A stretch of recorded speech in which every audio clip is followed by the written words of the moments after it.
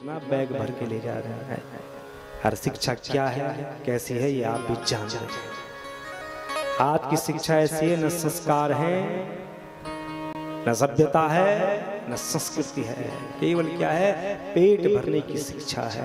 बस उसी को ढो रहे हैं बच्चे, उसी को ढो रहे हैं।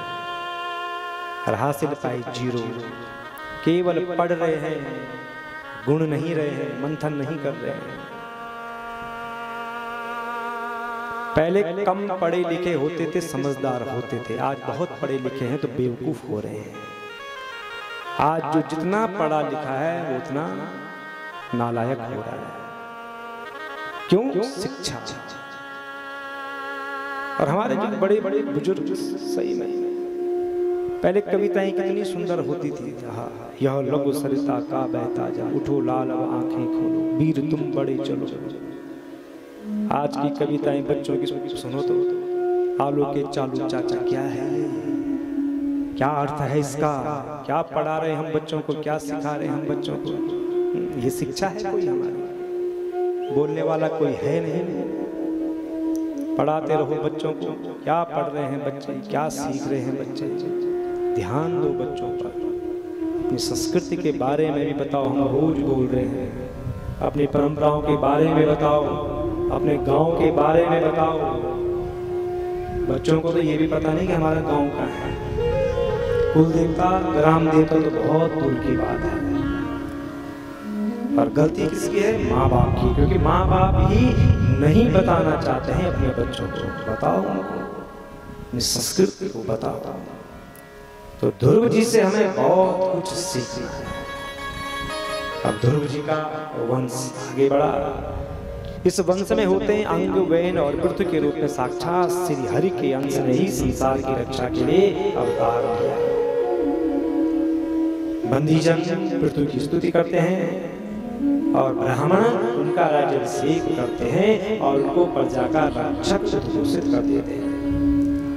पृथु ने देखा कि पृथ्वी अन्नहीन है, पृथ्वी में कोई भी अन्न नहीं हो रहा है, तो उन्होंने क्या किया?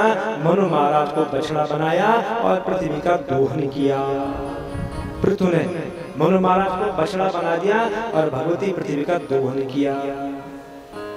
अब एक प्रश्न उठता है हर किसी के दिमाग में कि पहले बीज हुआ कि पेड़ हुआ? नहीं बोलते।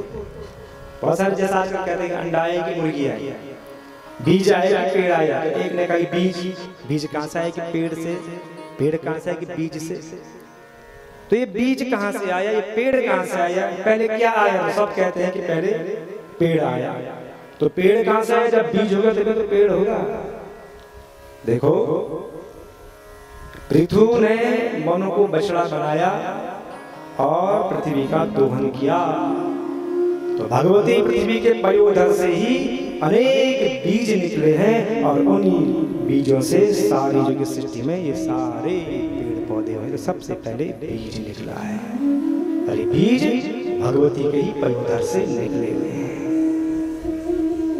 और भौगोलिक परिस्थिति देख करके ही अन्य बीज बोए गए हैं। जहां का क्लाइमेट जैसा होगा वहां वैसा फल होता है।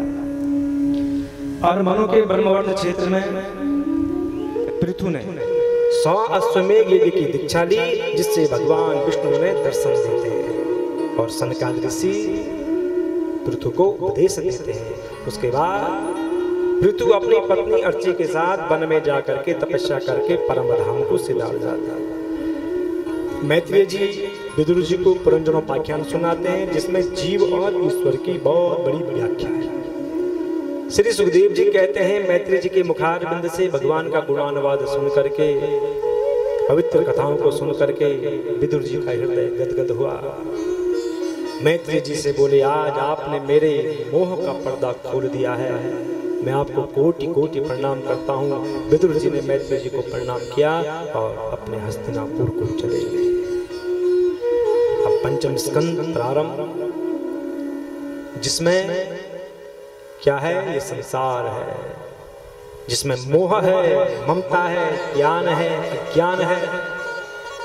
और जब कोई जंगल में फंसता है तो तब उसे किसी की आवश्यकता होती है कि उसको कोई और इस घनघोर संसार से बचाने वाला केवल एक ही परमात्मा है।